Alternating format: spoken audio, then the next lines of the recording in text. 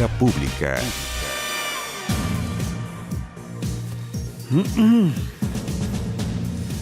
¿Cómo están ustedes? Muy buenas noches, bienvenidos a Vía Pública. El diputado de RN, René Manuel García, agredió al periodista de Radio ADN, Kevin Felgueras.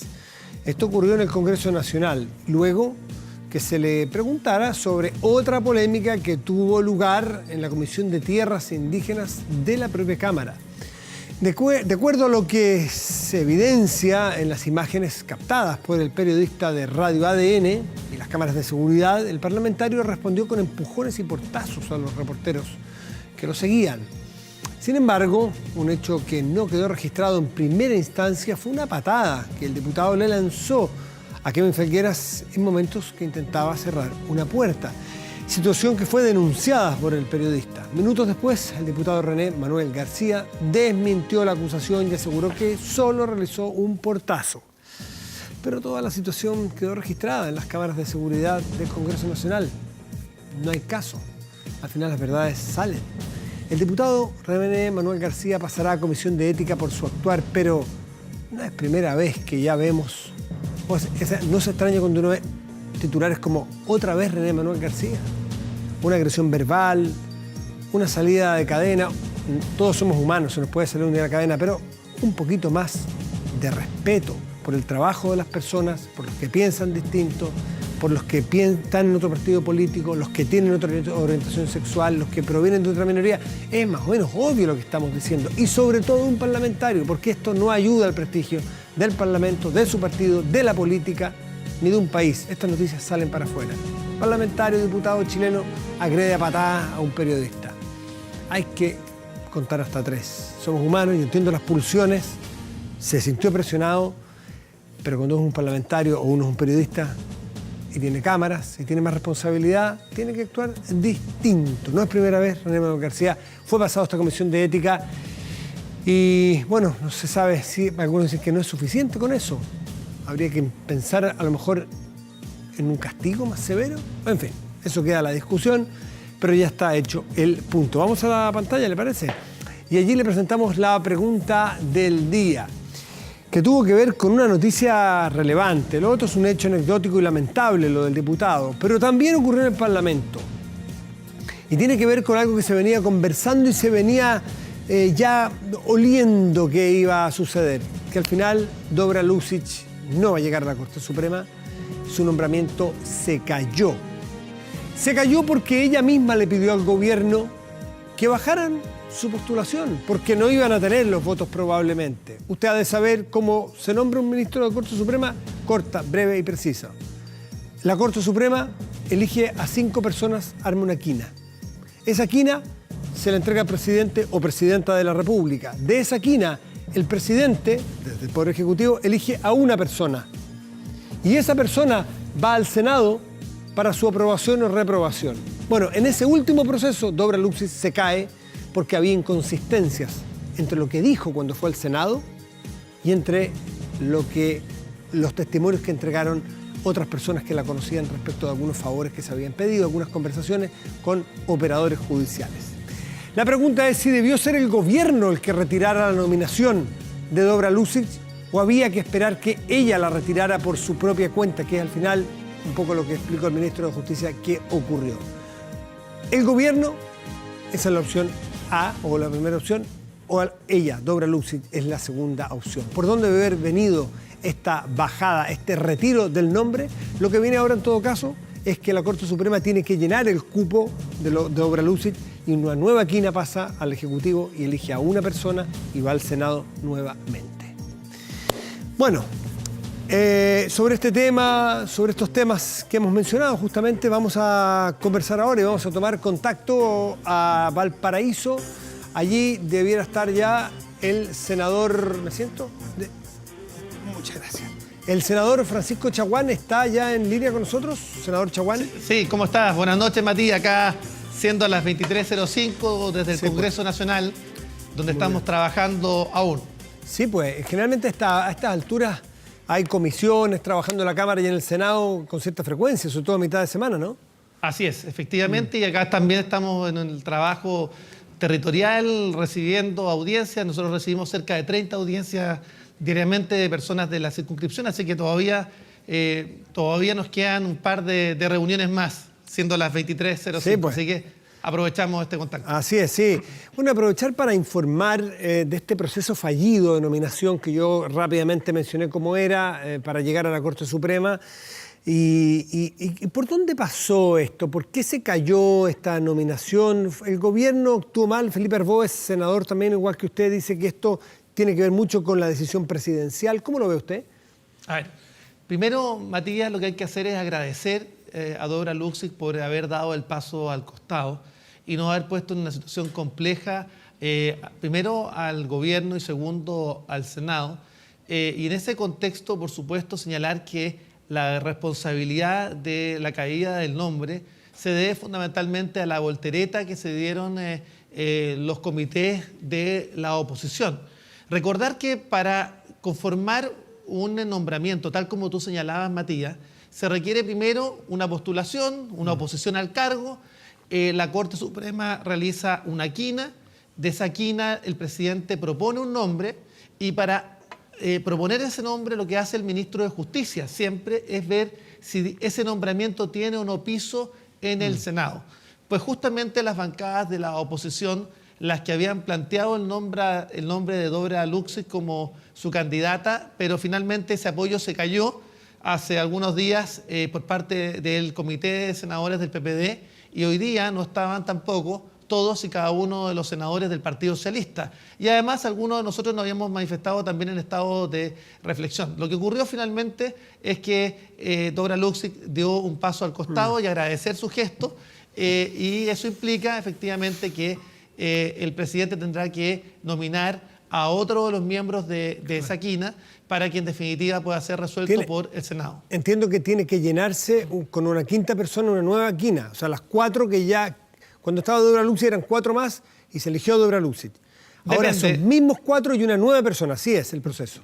Sí, claro. Así me lo explicó un miembro de la Corte Suprema al menos. Así es. Y bueno, y lo que correspondería ahora es que de los restantes miembros, efectivamente, el presidente nomine a otro de los candidatos a llegar a la Corte Suprema. Yo quiero señalar que Dobra Luksic tiene una impecable carrera judicial. Y lo que ocurrió finalmente es que los hechos vertidos en las últimas semanas hicieron que Dobra Luksic finalmente viniera a la Comisión de Constitución, Legislación, Justicia y Reglamento, más bien a dar cuenta, a dar explicaciones, más que finalmente a poder generar una proyección respecto de cómo poder recuperar las confianzas en la certeza jurídica, en el Poder Judicial. Y yo diría que eso también fue complejo desde el punto de vista de sostener los apoyos. Y finalmente ella misma optó por dar un paso al costado. Ahora, senador, así que agradecer aquello. Senador Chaguán, usted dice que esto se debió a la voltereta de la oposición. Sí. Pero cuando a mí me presentan de manera prematura, sondean la posibilidad de un voto por una persona, yo puedo decir en principio, sí, Dobra Luksic todos más o menos la conocemos, tiene una trayectoria impecable, es un nombre que a todos nos suena como una jueza que merece estar nombrada postulando este cargo. Hasta aquí todo bien. Por así decir, algún término que está muy de moda, la idea de legislar. Pero otra cosa es cuando una vez expuesta frente a la Comisión de Constitución y Justicia, ahí en el Senado, se empiezan a conocer antecedentes que no conocíamos. Y sobre todo después, donde nos dimos cuenta de que ella había aparentemente omitido algunos detalles que eran importantes a tener en cuenta. Entonces, ¿es voltereta o es la responsabilidad de alguien que dice, yo no voy a votar por esto? Bueno, yo creo que finalmente lo que ocurrió es que ella no expuso al gobierno ni al Senado. Y lo cierto es que acá nadie puede desconocer, y eso quiero dejarlo claro, su larga trayectoria en el Poder Judicial. Ahora, yo creo que los últimos hechos que se ventilaron tanto en la comisión o las respuestas que tuvo que dar en la Comisión de Constitución, más que finalmente poder proyectar cuál era su perfilamiento respecto de cómo fortalecer el Poder Judicial, y más bien dar respuestas en las cuales tuvo que salir incluso después de la audiencia a dar explicaciones públicas a través de conferencias de prensa. Yo creo que efectivamente mermaron de alguna manera sus posibilidades. Claro, y la propia Corte Suprema, los actuales miembros de la Corte Suprema le quitaron el piso. Por lo tanto, era un nombramiento hostil para la propia Corte Suprema. Lamberto Cisterna, su vocero, dijo que de haber conocido los antecedentes que hoy conocemos de Dobra Luksic, no la hubiesen puesto en la quina original. Eso es muy fuerte. Sí, yo creo que lo que tú planteas, Matías, es por supuesto un hecho complejo, porque yo no había visto una declaración de un vocero de la Corte Suprema hacer una declaración de ese tipo. Habían ocurrido otras veces retiros de nombres. Recordemos el caso de Manuel Muñoz, recordemos el caso de Alfredo Pfeiffer, en las cuales incluso habían acuerdos para los nombramientos y finalmente perdieron el apoyo después de justamente las audiencias en la Comisión de Constitución, Justicia y Reglamento del Senado. Ahora, hay otro asunto que me tocó conversar en Radio Duna con Lamberto Cisterna anteayer. Y le planteaba yo, uno escucha con cierta facilidad a algunos senadores hablar de que este nombramiento le corresponde, o este juez es de izquierda, este juez es de derecha, este cupo es nuestro, este cupo es de ellos. Un poquito jugando al Metrópoli con los ministros de Corte Suprema, con otro poder del Estado. Y Lamberto Cisterna, cuando yo le planteé esta pregunta, me dijo que le parecía una falta de respeto de los senadores mencionar hacia los jueces. ¿Qué dice usted? Yo también coincido. Yo creo que básicamente acá se ha puesto en discusión el tema del sistema de nombramiento. Y ese es el tema de fondo. Y acá hay tres sistemas en la práctica internacional. Uno, algunos que plantean incluso la elección popular de los jueces. Otro, aquello que establece la autogeneración del propio Poder Judicial de los magistrados. Y la tercera, que yo diría que es la que tiene nuestro país, que por supuesto puede ser objeto de perfeccionamiento, pero que intervienen los tres poderes del Estado. Exacto, parece más equilibrado esto. Imagínense jueces por votación popular, tendríamos jueces en Twitter, tendríamos a jueces ganando likes, saliendo los más simpáticos, los mejores compañeros de curso y ser juez no es eso.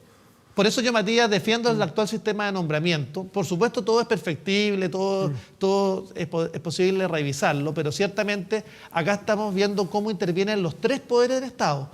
La quina, elaborada por la Corte Suprema, la propuesta del presidente de la República, y requiere además una mayoría muy sostenida de senadores. Por tanto, requiere 29 votos de senadores. Son 2 tercios, por tanto, ¿no? requiere un acuerdo muy amplio. Son 2 tercios, un quórum altísimo. Así es. Sí.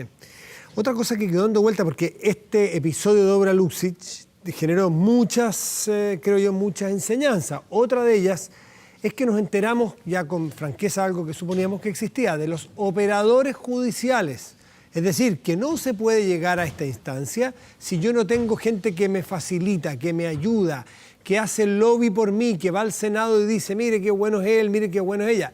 Y eso no sería tan terrible, una dijera ya es humano, si no supiéramos ahora que hay contraprestaciones. Para que alguien me ascienda a mí o me ayude, yo tengo que ayudarlo a él. ¿Cómo? ¿Le consigo una notaría?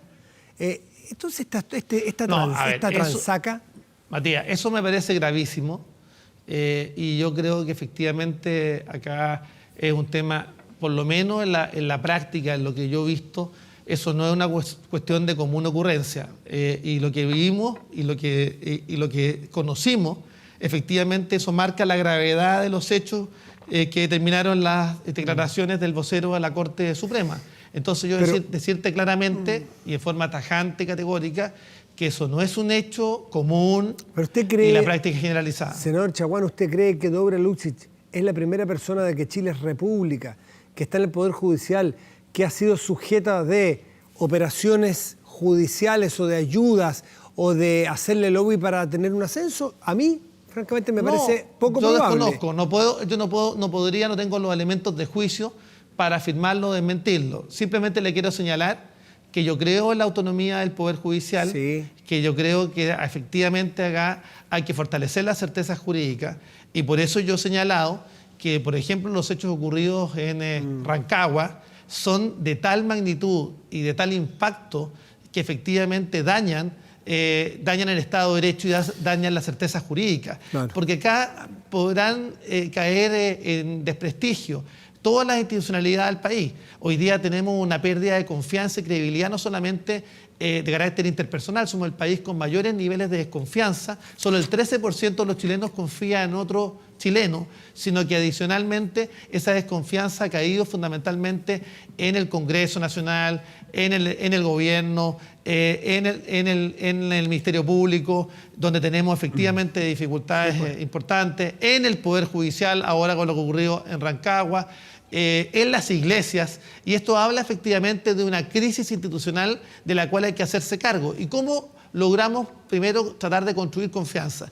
Yo te diría, Matías, que un tema complejo es que efectivamente los temas con los que se abren los programas son justamente los temas, unos de la anécdota, que tú partiste con uno de los temas, otro este nombramiento, pero en el día de hoy hemos aprobado un sinnúmero de leyes, estamos trabajando en comisiones, resolviendo temas como avanzando en los proyectos de plataformas colaborativas, estamos avanzando en los temas de hoy día, por ejemplo, hoy día ratificamos la decisión del presidente Piñera de denunciar UNASUR, y no apareció en ningún medio de comunicación, o temas importantes que dicen relación con proyectos de ley que están despachándose en todas y cada una de las comisiones. Entonces es muy complejo en un gobierno hiperpresidencialista, donde pareciera que nadie conoce finalmente lo que se hace en este Parlamento o en sus comisiones, y que finalmente lo único que conoce la opinión pública son las anécdotas. Estoy de acuerdo.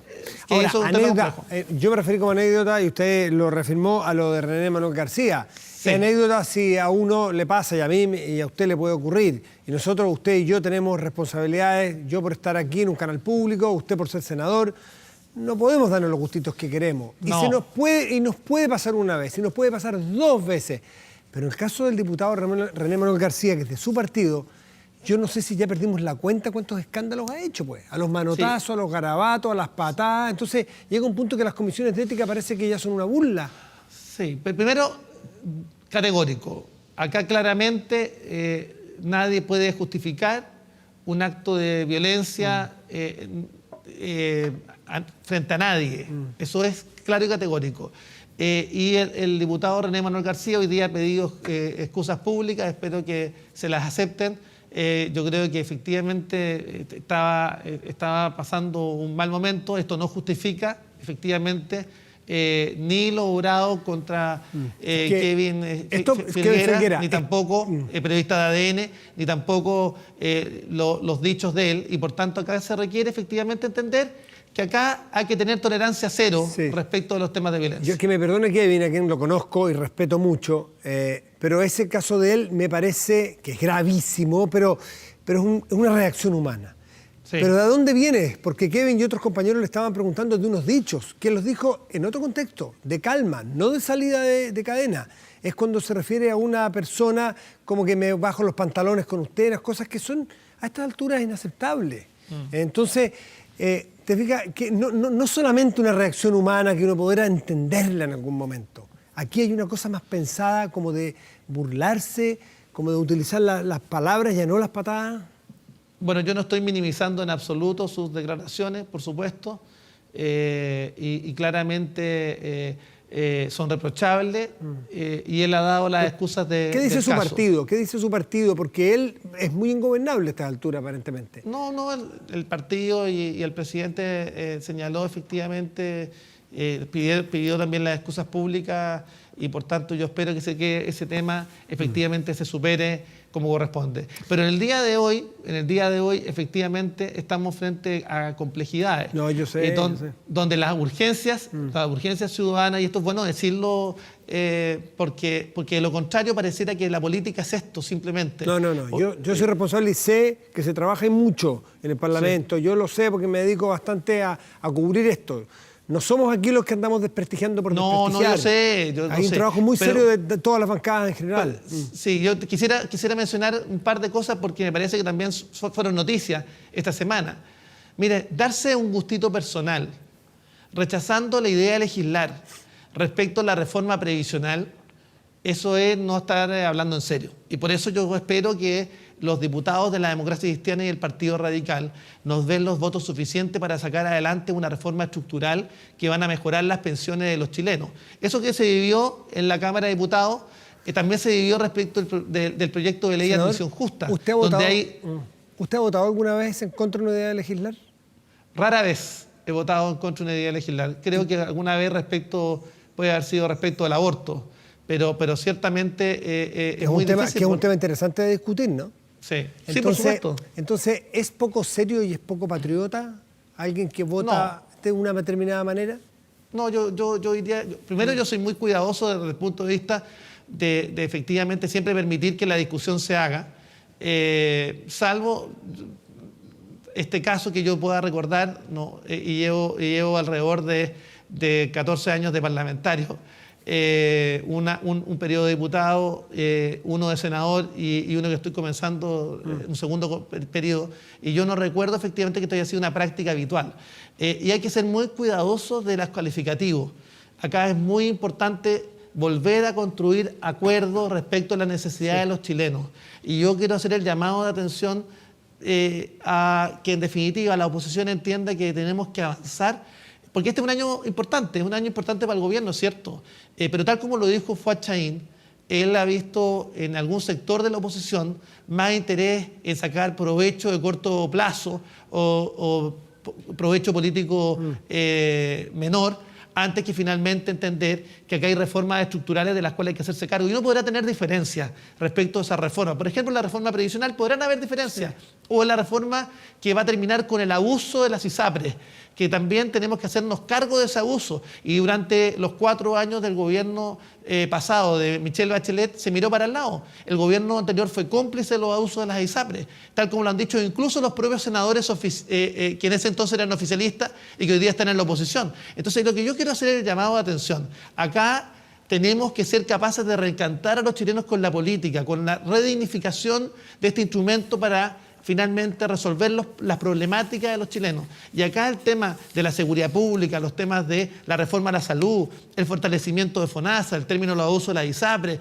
los temas que dicen relación con el fortalecimiento de la política de infancia, o, como hemos dicho, la reforma previsional son importantísimas. Sí. Francisco Chaguán, desde Valparaíso, nos sacamos de unas reuniones de comisión. Un gusto siempre hablar de audiencia, y seguimos todavía siendo las 23, comisión de 20, audiencia. Tenemos todavía recibiendo audiencia. Vaya, no le quito más tiempo, entonces muchísimas gracias por este contacto y los Muchas temas gracias. de hoy y los temas en general que nos preocupan del funcionamiento de este país. Que le vaya muy bien, senador. Hasta luego, gracias. Buenas noches.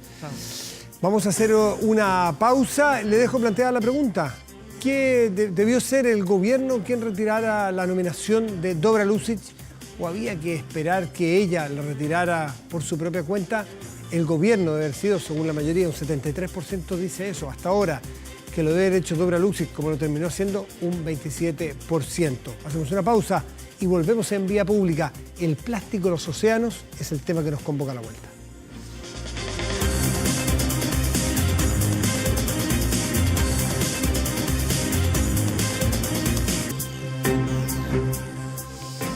Estamos de vuelta aquí en Vía Pública. Le decía que conversaríamos ahora sobre los océanos y los plásticos, un tema que se ha instalado afortunadamente con una rapidez.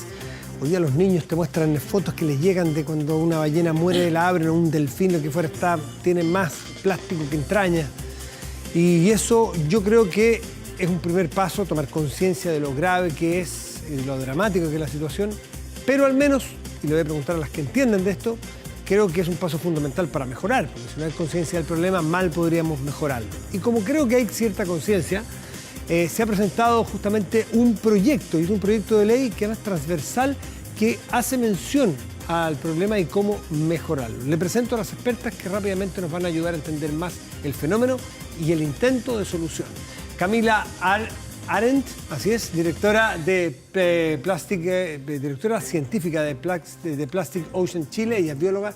Muchas gracias. Muchas gracias por invitarme. ¿Es Arendt? ¿Está bien? Es Arendt. Arendt, disculpa. Muchísimas gracias. Y Javiera Calistos, directora de la campaña de contaminación marina de Oceana, ella es abogada, así que tenemos las dos miradas. Muchas gracias por estar aquí, Javiera, también. Muchas gracias por la invitación.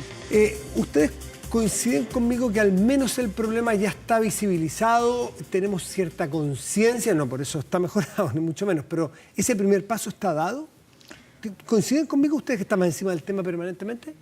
Sí, de todas maneras es el tema ya de la contaminación por plástico, qué hacer, cómo se ha insertado en la sociedad, sí, ya es un tema que ha permeado en diferentes ámbitos. lo cual nos favorece para lo que estamos haciendo junto con Oceana también. Ya, ¿tú estás de acuerdo que es un primer paso? ¿Y qué lo pudo haber producido? Porque hace 5 años estábamos tan inconscientes y el problema era el mismo. Sí, no, de todas maneras ya existe una visibilización y todo esto partió un poco con las primeras ordenanzas municipales de las bolsas plásticas, por ejemplo. Luego esto se transformó en una ley. También tenemos la ley REP, que es la ley de responsabilidad extendida del productor, y todos estos han sido pasos muy relevantes, pero ahora, con este proyecto de ley que se presenta, venimos a complementar todas estas propuestas, a fortalecerlas en el fondo, y a regular los plásticos que son los más encontrados en las costas, en el mar, en el fondo, y que en el fondo van a provocar la prevención en la generación de residuos y de plástico, siendo el plástico el principal residuo encontrado en las playas. Antes de que me expliquen cuáles son las vías de solución posibles, qué experimentos hay en el mundo que están dando soluciones, yo me temo a que satanizar a priori al plástico como un... O sea, hay que pensar que hay muchos elementos de la medicina, entiendo porque los marcapasos son de plástico o tienen elementos de plástico, por lo tanto, el problema, me da la impresión que somos más las personas que el plástico. O sea, exactamente. Pues como lo usamos. Exacto, porque el plástico, entendiendo todas las ventajas que tiene, que es liviano, que es barato, que es impermeable, o sea, tiene una infinidad, que es liviano, que tiene una infinidad de aportes a la sociedad en términos de tecnología, de salud, de ciencia, de transporte. O sea, el plástico lo podemos ver de una manera muy útil para la sociedad, pero es cómo estamos usando el plástico y dónde está el plástico. Pero a eso me refería, que le estamos echando la culpa al plástico, y es como el sofá de Donoto. El plástico no es responsable, somos los humanos y la forma que lo estamos utilizando. Sí, y algo que también es importante recalcar aquí es que este proyecto de ley busca regular los desechos. No solamente el plástico. Entonces, ¿por qué el plástico? Porque un 75% de los desechos que son encontrados en la playa corresponden a plásticos. Y no corresponden a cualquier tipo de plástico, corresponden a los plásticos pequeños, que se coinciden con los plásticos de un solo uso. Aquellos plásticos que ocupamos... Por ejemplo, las cucharitas. Las cucharas, los platos, las bombillas, los vasos. Te dan un vaso de agua, la tomamos y listo, se descarta. Un uso. Entonces... el primer paso de la propuesta es que cuando uno se sienta en un restaurante, en una cafetería, en un casino, en un bar, te entreguen un producto reutilizable, de materiales en el fondo reutilizables. E incluso te podrían dar materiales plásticos siempre y cuando se reutilicen y no se desechen. Entonces, aquí claramente la propuesta va en limitar la generación de residuos, de todo tipo de residuos y no solamente del plástico. ¿Tú cómo ves esta propuesta? ¿Por dónde crees que van los ejes fundamentales para producir este cambio cultural? Bueno, específicamente en cuanto a un cambio cultural, esta ley o esta propuesta, lo que nosotros ya propusimos, lo que queremos hacer, viene a complementar, viene a un poco desmitificar cómo nosotros estamos usando los plásticos, de qué manera realmente nosotros queremos que la sociedad, la gente empiece a repensar la forma en cómo el plástico está siendo utilizado actualmente. Porque generalmente hoy incluso la economía es lo uso, lo descarto, lo uso, lo descarto, lo uso, lo descarto. Y se han encontrado plástico en la superficie del océano, en la columna de agua, en las profundidades. Entonces, de todas maneras, esta ley viene a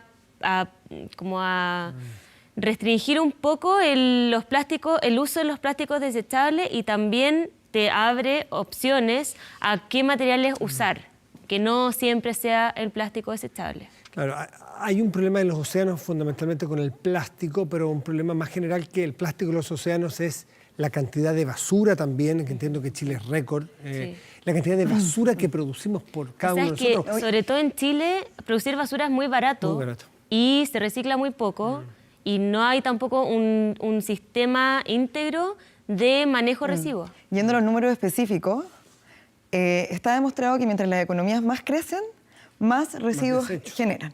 Claro. Y hoy en día Chile está generando residuos como un país de alto Producto Interno Bruto. Pero la respuesta que se está dando es una respuesta muy débil. Por ejemplo, por decirte una cifra, en los países desarrollados se recicla el plástico en un promedio de un 30%. En Chile hoy en día, de acuerdo a la última cifra de ACIPLA, se está reciclando un 8,5%. Y de los residuos domiciliarios, incluidos los restaurantes, solamente un 1,4% se recicla. Entonces, las tasas de reciclaje son muy bajas. Y ahí tiene que ver educación e incentivos, o desincentivos a producir tanto, o sea, precio, cobrar por el retiro o cobrar más caro, pero sobre todo educación. A veces volver un poco a las viejas cosas. O sea, el plástico se crea hace 100 años, un poco más, pero esto ha ido cambiando nuestras formas. Entonces, hoy en día, un poco la propuesta va en retroceder a eso, a que los productos que utilicemos, que reutilicemos, sean lo que se ha ocupado toda la vida.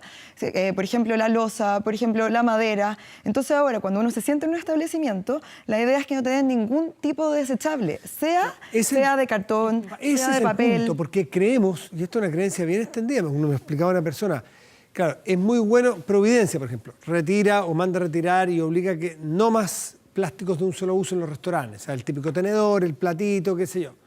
Y vamos a quedar felices seguramente si nos ponen un plato de cartón. Pero ojo, porque si ese plato de cartón va contaminado con los restos de un sándwich, por ejemplo... que va a ser desechable igual. Claro, ahí va, igual es basura, no es que va a ser reciclable. O sea, se ve que creemos que nos podemos estar haciendo trampa en el solitario. Y algo que es bien importante es que hoy en día hay una ley REP que está regulando los envases y embalajes. Pero está recién y nos tiene ahora luego el gobierno va a sacar el decreto supremo que va a regular los envases y embalajes, entonces hay que en el fondo apoyar esta ley. Pero por otro lado hay que complementarla de una manera fuerte y firme. Hoy en día se habla mucho de la economía circular y nuestra propuesta básicamente lo que dice es que los plásticos pequeños nunca van a poder entrar a la economía circular a través del reciclaje. ¿Y por qué? Porque no hay ningún incentivo económico por detrás. Cada plástico tiene un valor muy pequeño. Mientras que su recolección y su clasificación, porque los plásticos no se pueden reciclar todos juntos, sino que depende del número, hay que separarlo, eso es muy, muy, muy caro. Mientras que el producto que tú estás recolectando es muy, muy, muy barato. Entonces, básicamente, los estudios que hemos desarrollado en conjunto con Plastic Oceans y Oceana, básicamente concluyen que los plásticos pequeños son los más encontrados en las playas. ¿Y por qué? Por lo mismo, porque no hay ningún incentivo económico para que efectivamente ingresen a la economía circular a través del reciclaje. Sin embargo, a través de la prevención de la generación de estos plásticos y a través de la reutilización, estos utensilios van a poder entrar a la economía circular. Sí, respecto de la utilización de plásticos que tú nos has hablado recién, Camila, entiendo también que tiene mucho que ver con que sea el monoproducto cuando es plástico. Es decir, el monomaterial. O monomaterial, porque a veces tenemos un material de plástico, pero tiene 3 tipos de plástico. Que eso ya es un polimaterial y es eso no es... Sí, es que más que complicado, incluso hay procesos tecnológicos en Chile que no permiten el reciclaje de todos esos polimateriales, salvo unas cuantas increíbles soluciones que hay en Chile, pero es el mínimo, es el 2%. Entonces, ¿qué es lo que pasa con los polimateriales? Realmente, o por ejemplo, la otra vez me estaban preguntando como qué es lo que pasa con el vaso cartón, que en realidad tiene una lámina de plástico para hacerlo impermeable. Dentro, exacto. Y en el fondo eso ya es un polimaterial porque va en capas. Y una de esas capas es plástico, polímero. Es el típico. Se ve un vaso de cartón y uno dice, ay, qué bueno, esto es reciclable, esto es sano, es sustentable, buena onda, todo perfecto. Pero no es tan así. Un vaso que es muy difícil de reciclar. Y más que reciclar, tampoco se pueden compostar. O reciclar, o reutilizar. Sí. Entonces, al final, a veces las apariencias nos engañan un poco en esto, ¿no? Bueno, y precisamente esa es un poco la segunda patita de la ley, del proyecto de ley, que básicamente cuando uno consume los alimentos fuera de los establecimientos, o sea, fuera de los restaurantes, comida a domicilio, que por eso, no es poco, y no es poco, pero por eso es un producto descartable, ahí hay 2 alternativas. La primera es que te entreguen productos descartables distintos al plástico. Ese que tú mencionabas antes es un polipapel que está compuesto de papel y de plástico, por lo tanto ese no estaría permitido. Y entonces estarían permitidos distintos desechables como papel, cartón, aluminio, por ejemplo, y ya existen materiales en el mercado que pueden reemplazar lo que ya tenemos. Y por otro lado, existe la certificación de estos nuevos plásticos. Hoy en día en el mercado uno encuentra muchos plásticos que pareciera que son mejores alternativas, pero el consumidor realmente no lo sabe. A veces uno paga un poco más, pero en realidad la respuesta no es más amigable. Hay muchas confusiones, por ejemplo, los bioplásticos. ¿Qué es un bioplástico? uno se hace la idea ya, es aquel plástico que no viene de un polímero de petróleo. Entonces tiene un mejor pasado porque no estamos ocupando petróleo para poder producirlo. Pero cuando ese plástico, aunque se produzca de un polímero todo distinto al petróleo, ese plástico, el futuro, va a ser más difícil. Va a ser exactamente igual que un plástico tradicional. Sí, déjame que Camila, como bióloga y como conocedora de Plastic Ocean Chile, conoce seguramente más en la profundidad el drama. ¿Por qué no narras más allá de las imágenes cuál es el drama real de Chile, sus costas y la contaminación? Bueno, lamentablemente el panorama no es tan alentador porque, bueno, nosotros tenemos en Chile, frente a Chile, tenemos una de las plataformas continentales más pequeñas del mundo. Quiere decir, plataforma continental es entre comillas, el trozo, el pedazo de continente que está bajo el agua, bajo el océano. Y todos los países que tienen bordes costeros, que tienen playas, tienen una plataforma continental. Y la de Chile es una de las más angostitas del mundo. Nosotros, por así decirlo, después de la playa, la caída... Está al abismo. La caída es muy... Sí, tenemos un abismo, literalmente. ¿Y eso es para los 4.000 y tantos kilómetros de Chile? Sí, tenemos una fosa, la segunda fosa más profunda del mundo, que se llama Fosa Chile-Perú. Específicamente es más profunda en nuestro territorio, en la parte norte, porque es la parte que se llama Fosa Atacama.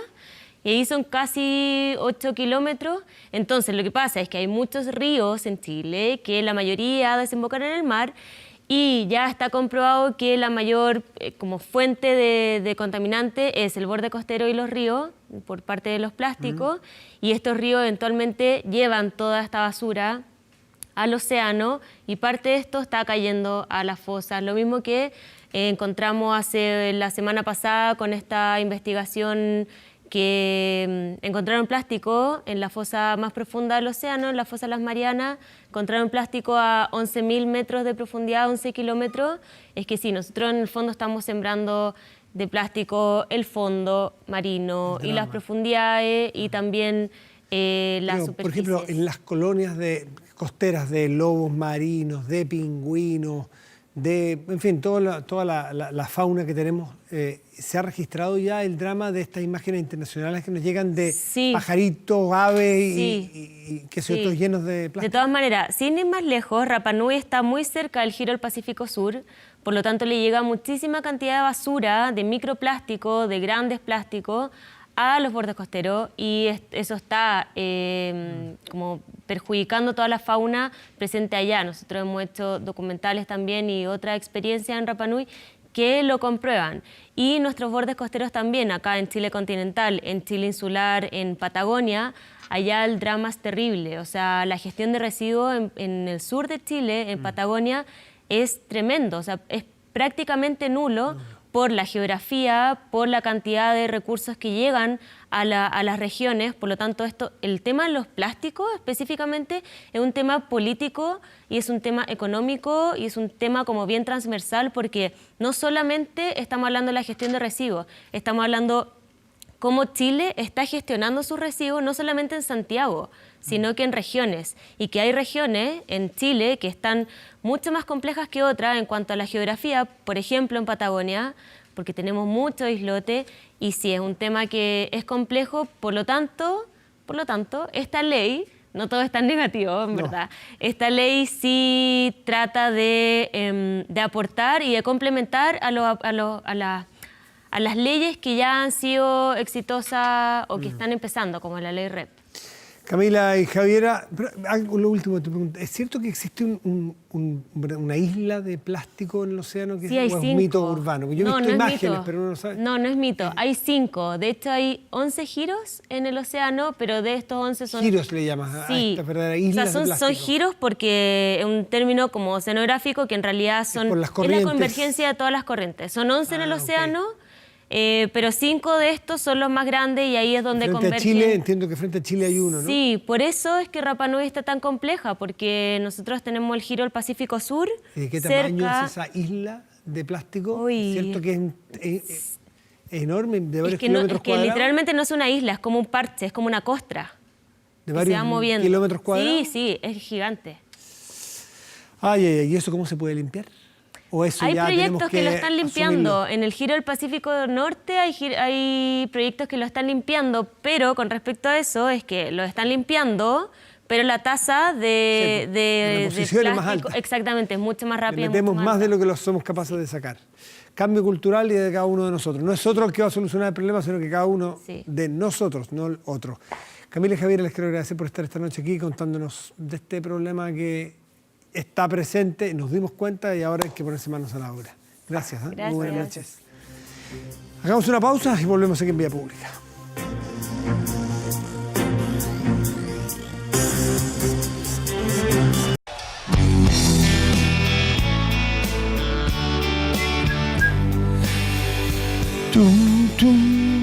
Vamos a la respuesta, vamos al resultado de la respuesta. Así debió ser el gobierno el que retirara la nominación de Dobra Luksic de motu proprio, así se dice, en rigor. ¿O había que esperar que la propia ministra Luksic retirara esta nominación? Le pidiera al gobierno que la bajara porque sabía que no tenía mucho horizonte.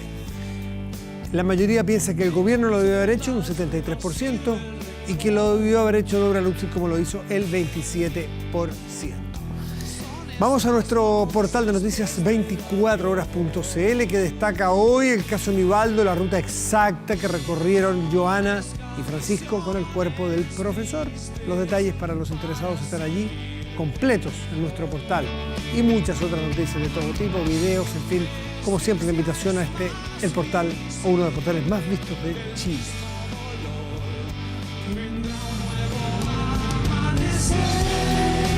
Vamos con el tiempo, maestro, con usted diga. Yo escucho Soda Stereo hasta que ustedes quieran, pero ya. La región metropolitana en este momento está con 8 grados con 4 décimas, parcial con brumas. Para mañana, aquí en la región metropolitana, tendrá cielos nublados, máxima probable de 18 grados. Y el viernes, cielos parciales, una máxima de 16 grados. Revisemos región de otras regiones del país. Temuco, región de la Araucanía, mañana presentará cielos nublados con máxima probable de 16 grados. Y San Pedro, la región de Antofagasta, qué lindo San Pedro, bueno, Temuco también, pero San Pedro de Atacama, tan llamativo y tan único el paisaje, ¿no? Despejado mañana, 26 grados, la máxima. En la noche le quisiera preguntar cuánto hay en este momento en San Pedro, porque la oscilación térmica diaria de los desiertos justamente es una de las características climáticas que tiene. Ese 26 con mucho calor cuando está el sol arriba, pero a esta hora, ay, mamá mía, 26 grados entonces para mañana la máxima. Y claro, un 15 de mayo de 2010, Gustavo Cerati dio su último concierto. En el marco del cierre de una gira de lanzamiento de su álbum Fuerza Natural, el ex líder de Soda Stereo se presentó en Caracas, Venezuela, horas antes de sufrir un accidente cardiovascular que lo dejó durante 4 años en coma. El concierto que hizo allí en Venezuela contó con 24 canciones, comenzando por Fuerza Natural y que cerró con Lago en el Cielo. Una vez terminado el espectáculo, el artista sufrió este ataque cardiovascular, este accidente. Según cuentan, el sonidista de aquel show vio al cantante pálido, con los ojos desorbitados. Cerati permaneció 20 días internado en Caracas para luego ser llevado a Buenos Aires, en donde permaneció en coma hasta su muerte a los 55 años.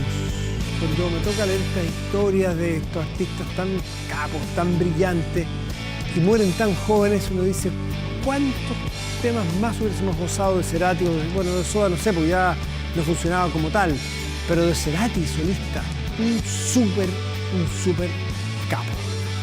Con este Cerati de fondo nos despedimos. Lo dejamos un poquito, don Albert, porque lo escuchemos y así despedimos Vía Pública. Buenas noches. Gracias por venir. Y justo se termina.